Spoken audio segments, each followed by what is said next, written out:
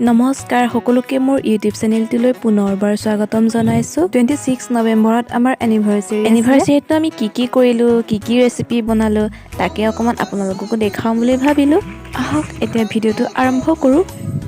এয়া মই লৈছোঁ আৰ্ট পেপাৰ ৰঙা আৰু এনেকৈ জাপি লৈছোঁ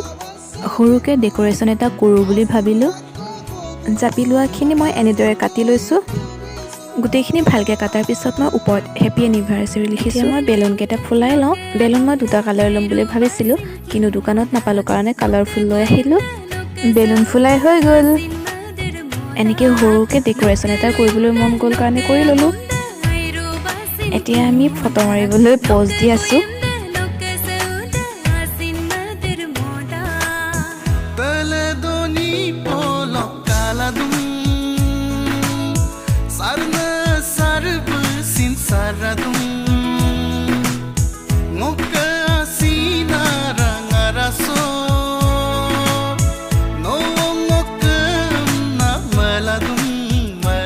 কেক কাটিবলৈ ৰেডি কেকত আমাৰ নামৰ প্ৰথম আখৰকেইটাহে দিছে সেইকাৰণে BNP হৈ গৈছে BP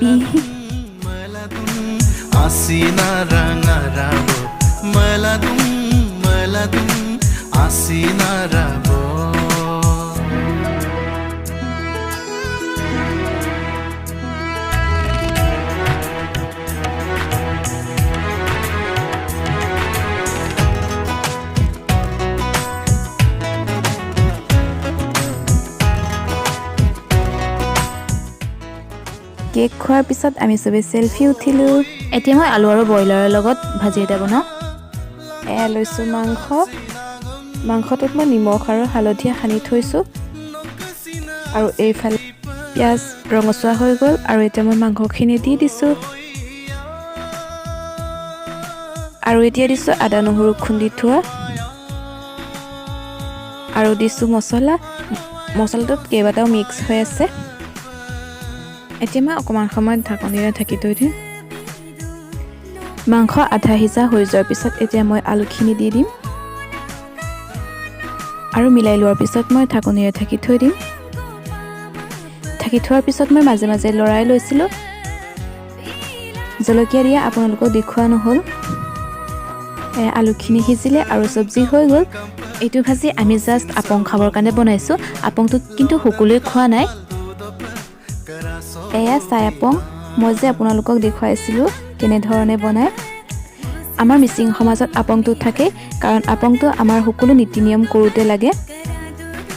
চাই আপং কেনেদৰে প্ৰস্তুত কৰে আপোনালোকে যদি চাব বিচাৰে তেতিয়া মই ডেছক্ৰিপশ্যনত লিংকটো দি দিম আপোনালোকে চাই ল'ব পাৰিব এতিয়া আহোঁ আমাৰ মেইন ৰেচিপিটোলৈ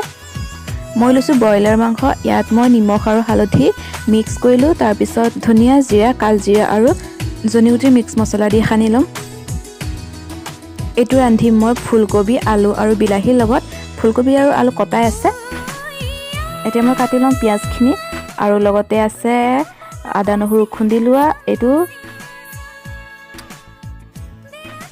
আৰু লৈছোঁ তেজপাত দেখিলা কেৰাহীত তেল গৰম হৈ গৈছে আৰু এতিয়া দি দিম মই তেজপাতটো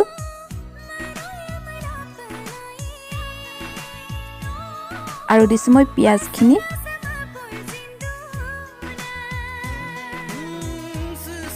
লগতে দিছোঁ খুন্দি থোৱা আদা আৰু নহৰু অকণমান পাছত আকৌ দিমগৈ পাছত দিলে গোন্ধটো ভাল আহে এতিয়া দিছোঁ মই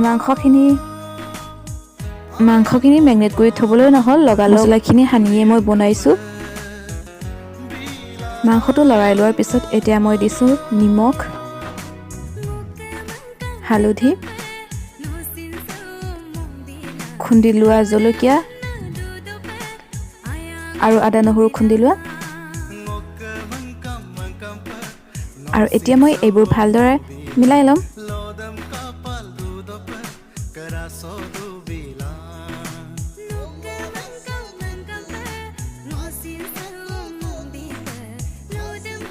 ভালকৈ মিলাই লোৱাৰ পিছত এতিয়া দিছোঁ মই পিঁয়াজৰ পাত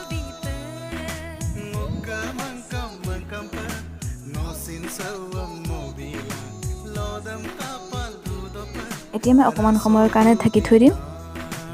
মাংস আধা সিজা হোৱাৰ পিছত মই এতিয়া এইবোৰ দিবলৈ লৈছোঁ প্ৰথমতে মই বিলাহীটো কাটি দিছোঁ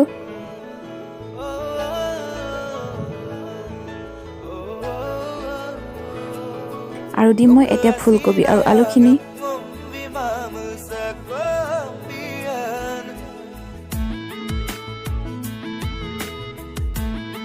এইখিনি দি হোৱাৰ পিছত মই এতিয়া মিলাই লওঁ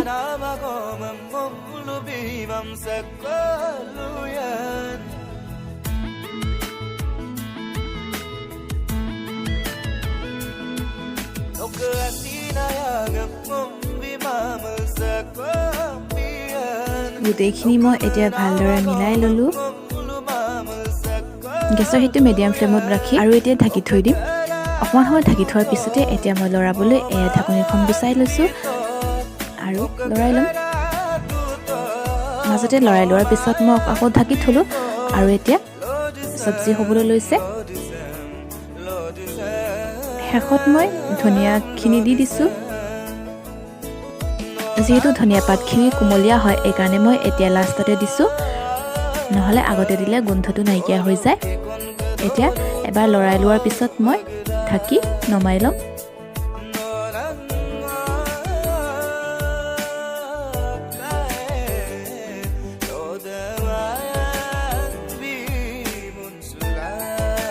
চব্জি নমাই লোৱাৰ পিছত আমাৰ খানা ৰেডি এয়া খাবলৈ লৈছে আৰু কিছুমানে ভাত নোখোৱাকৈ গ'লগৈ অকল চাহ খায় আৰু আমিও এতিয়া ভাত খাওঁ আজিৰ ভিডিঅ'টো চোৱাৰ বাবে ধন্যবাদ আৰু আমাৰ এনিভাৰ্চাৰী বুলি অহা সকলোলৈকে ধন্যবাদ থাকিল আৰু যদি ভিডিঅ'টো চাই ভাল পালে তেতিয়াহ'লে ছাবস্ক্ৰাইব এটা কৰি দিব